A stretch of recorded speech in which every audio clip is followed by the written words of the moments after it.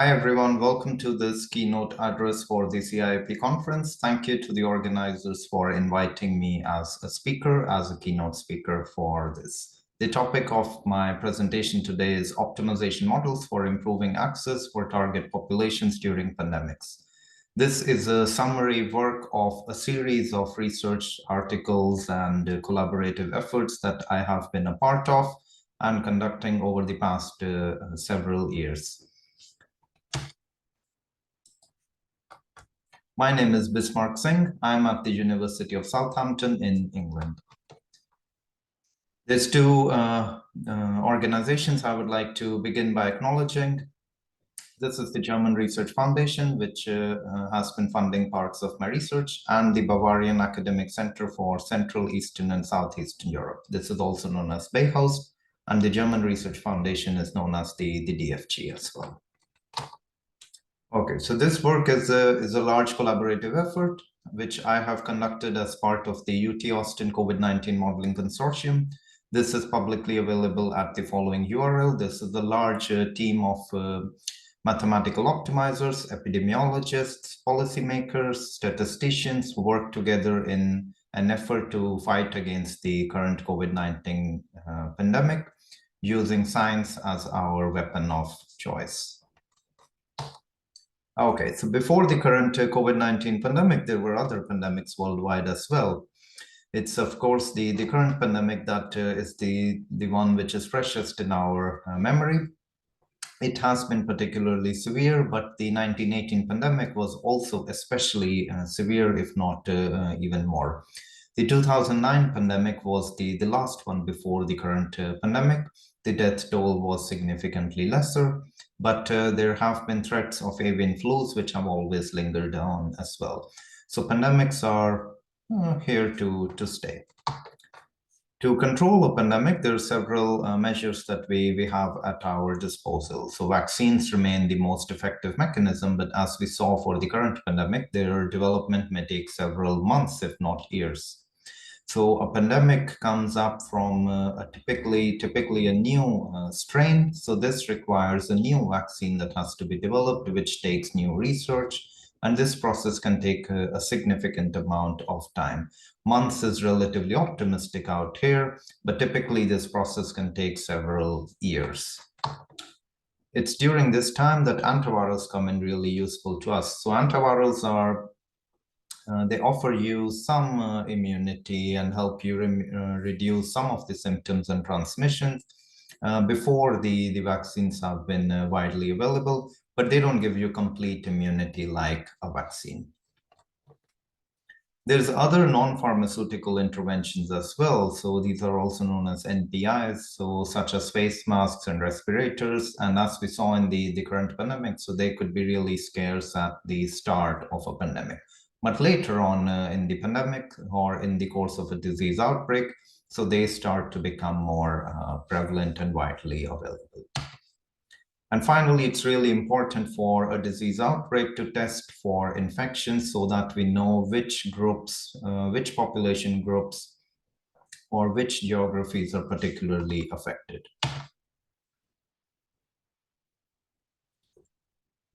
So one central question that we face during a disease outbreak as a policymaker is how far would the populations travel to procure such critical resources?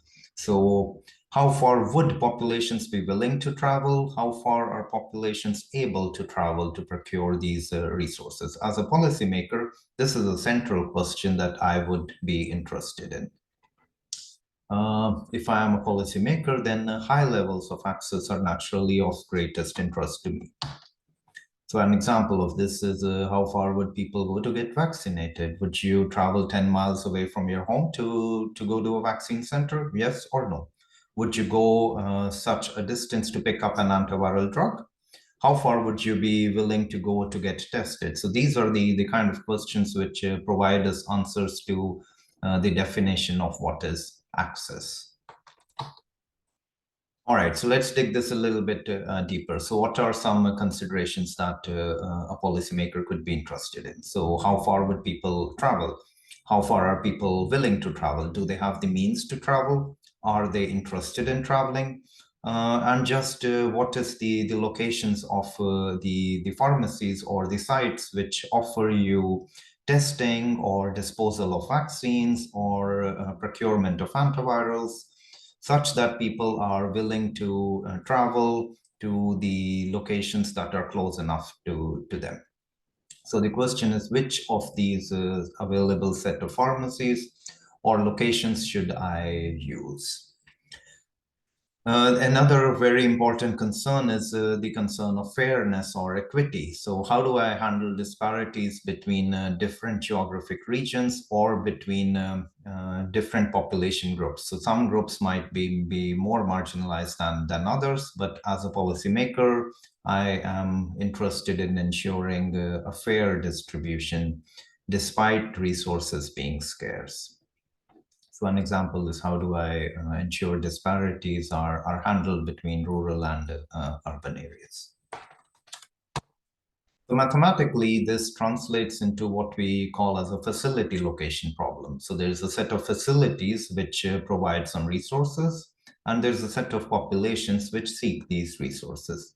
How should I construct this mapping of the populations to the facilities such that access for the populations is maximized? So one of the first things that we did was to build a so-called willingness to travel model. So this defines how far are populations willing to go to procure some resource. So we did this using the US National Household Travel Survey data, which collects data on a series of movement patterns for the general public. So these could be things like, how far are you going to school? How far are you going to drop your kids to school? How far are you going to pick up groceries? How far are you going to the church?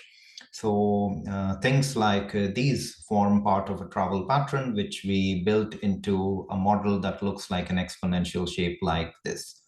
So the things to note out here are that this willingness to travel really decreases fast before the distance of around 10 miles or so. So how do I read this graph? So this says that if there's a location or a facility available, say 10 miles away from my home, then I have around a 25% chance that I would actually go to this facility. There's only a 100% chance of going to this facility if I live inside the facility, so a distance of 0 miles. The other thing to note is that after a certain point, this willingness naturally just decreases really fast. So if there's something available, say 20 miles away from me, perhaps I have a really small chance to go there. Okay, so what benefit does this sort of analysis provide to a policymaker? Why should somebody care? So in the year 2012, we started working with the Texas Department of State Health Services to prepare them better for future response to pandemics. So of course, we never envisioned the scale of the COVID-19 pandemic at that time. So this is 3 years after the 2009 H1N1 flu pandemic. So I was a graduate student in the University of Texas at Austin in this time. And motivated by my Ph.D. advisors, we started this collaborative effort. So here's a map of the state of Texas. So there's 254 counties in this state. A county could be served either by a local health department that exists within the county, or there's a regional health quarter for one of these 8 health service regions, each of the 8 regions having one headquarter. So then a county is served by this headquarter. So as an example, it's these counties up here, which are served by Lubbock.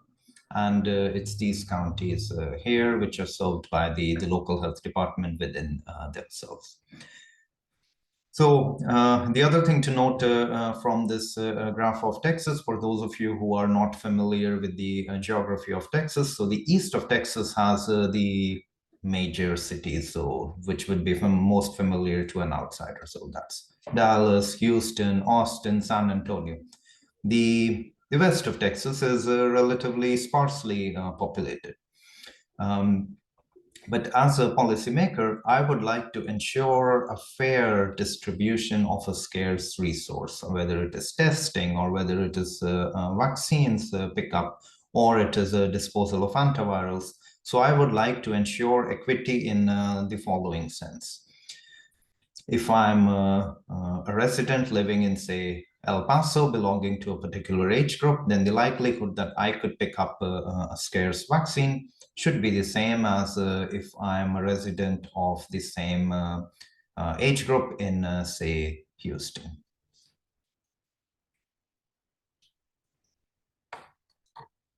Okay. So in this aftermath of the 2009 pandemic, we retrospectively build a series of decision support tools, which are publicly and freely available at the following URL. So they are built into a form that goes pretty much like plug and play. So people with the little knowledge of mathematics could play with these tools as well. So 6 of them are shown on the screenshot up here. And behind all of these tools, there are mathematical optimization models. So but those are well hidden from the eye of the public. So people who are not familiar with the mathematics could also be able to use these tools. So the state could run exercises on these tools to prepare themselves for future disease outbreaks. Okay, so let's go back to the questions that we asked earlier about the benefit that such analysis provides policymakers. So the first question is that of access. So how many people have access to resources? This is a fundamental question that a policymaker is interested in. Am I doing the right job or not? So, all right. So the question of access leads us to the question of selection. So how do I ensure good levels of access? The other thing is, could I ensure good levels of access by properly selecting such locations, which could provide higher access than other selected locations? So for example, if I could achieve good levels of access with a single pharmacy chain, then that's much more beneficial to me as a policymaker because it makes my life easier. I only have to negotiate a single contract with this pharmacy chain rather than to go out to tens of pharmacies and make tens of contracts for ensuring access. And once again, the question of fairness is really important from an ethical standpoint as well. So how do marginalized communities fare in my distribution patterns? Okay, so let's look at how did antiviral distribution take place during the H1N1 pandemic in Texas. So what our analysis found was that if you open pharmacies, if you open all the pharmacies throughout the state of Texas, so that's pharmacies in nearly 1,000 zip codes which exist in Texas, so then you get access levels of around 95%. So that's pretty high. But this involves opening every single pharmacy throughout the chain. So that's throughout the state. So that's logistically very hard to do. During the 2009 pandemic, Texas instead opened pharmacies in around 700. So it's 723 zip codes throughout the state. So they achieved an access level of nearly 90%, so something like 88, 89% in the state. Okay, our analysis says that were this job done optimally using like a mathematical optimization model, so if these 700 odd pharmacies were chosen, selected optimally, then the levels of access would increase only slightly to around 91%. So this says even in the absence of optimization model, the marginal benefit that Texas lost is pretty small. So the state did a really good job. The other thing to note from this graph is perhaps more interesting is that if you choose a single pharmacy chain, so Walgreens, Walmart, and CVS are the largest pharmacy providers in the state of Texas. So then choosing 1 or 2 or 3 of these chains achieves nearly similar levels of access. as choosing, say, all of the dozens of chains available in the state. So that graph is saying that there's great levels of access which Texas achieved. However, what that graph is masking out there is where does this performance really come from? So it's the large zip codes or the large areas which really dominate this graph. But when we dig deeper into this analysis, we found that it's the smaller regions which are really suffering. So no matter which combination of, say, two chains you pick up, combination meaning you choose only, say, Brookshire and only Walgreens throughout the state to open up. So any two combinations, then the levels of access in the smaller zip codes remains pretty small. So it's like under, say, 60%, no matter which pharmacy chain you pick up. On the other hand, in the large zip codes, so this level is high. But to really have strong levels of access in the smaller regions, you need these independent pharmacies which do not belong to a particular chain. So these are things like the mom and pop store at the corner of a street, not belonging to one pharmacy chain. It's these independent pharmacies which really give you access in the smaller regions. But of course, they require negotiating contracts with all of them individually. This work was published in Emerging Infectious Diseases in 2015. All right, so then we extended such analysis for the COVID-19 pandemic as well. So which are the pharmacies to select nationwide? So the way to read this graph is, again, the same. So these are the major pharmacy chains in the US, which were testing for the COVID-19 pandemic. And if you were to choose only one of these, so say CVS, Walgreens, Walmart, the large pharmacy chains, then the levels of access that you get for people willing to go to test themselves for COVID is something of the order of 78%, whereas if you were opening all of the pharmacy chains in these zip codes, then the levels of access increase only slightly. But to get to these larger levels of access, you really have to go beyond one chain. So the same graph can be understood slightly differently in perhaps a more intuitive fashion in where we look at how far are people going to travel for such testing. So this graph says that the median population which is willing to travel for testing, really the median distance starts to decrease sharply beyond a few number of zip codes. So here the drop is really large, which is expected as you open more pharmacies. The distance people are traveling to conduct testing is small. However, the interesting thing is beyond a certain point, let's say you open pharmacies in 7,500 zip codes or in 10,000 zip codes, the median distance barely barely decreases. So what this is telling you is that the marginal benefit that you get for opening more and more chains is small beyond a certain point. Well, people are traveling, say, a few miles, then you're only traveling a few 100 meters more beyond for testing. So what was really going on in the pandemic at that time? So as of end of July 2020, so in the summer of 2020, when the pandemic was at its peak, let's pick up the example of the state of Georgia. So if you were to open, if you were to allow testing in all the pharmacies throughout the state, then you get access for the residents of Georgia to be nearly 95%. That means about 3.5 miles of median travel distance by the population. But that's too optimistic. So this is the summer of 2020. The pandemic is at its peak. You don't have testing widely available everywhere. All pharmacies cannot be providing testing.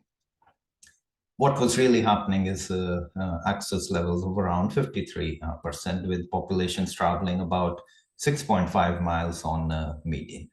But if you were to pick instead only CVS and all the CVS throughout the state, then the levels of access increased significantly to over 80%, with the median travel distances for testing dropping nearly half to 3.7 miles. And this is just taking a single chain, which is CVS. This work was published in Healthcare Management Science in 2020. We did a similar analysis for for what happens if you take the COVID-19 testing in postal services. So if you allow postal officials to either collect your tests or to dispense testing in their locations. So this analysis also revealed similar patterns for the state of Georgia. We saw that the existing levels of testing were providing access of, say, 53%. But if you were to choose the USPS sites, so the Postal Service sites, then the levels of access increase to a significant 96%, with the median travel distances dropping to about 3.5 miles. So of course, this is logistically challenging, and there's several ifs and buts for how we take care of our postal service officials who would be either collecting these tests or conducting these tests. And those are the sort of discussions that go into our published paper.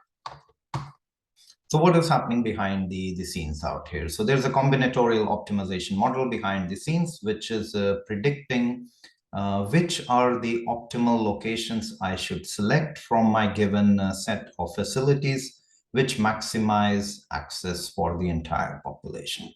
So there's two words italicized out here. I would like to maximize my access for the entire population in a way that I'm selecting the correct facilities.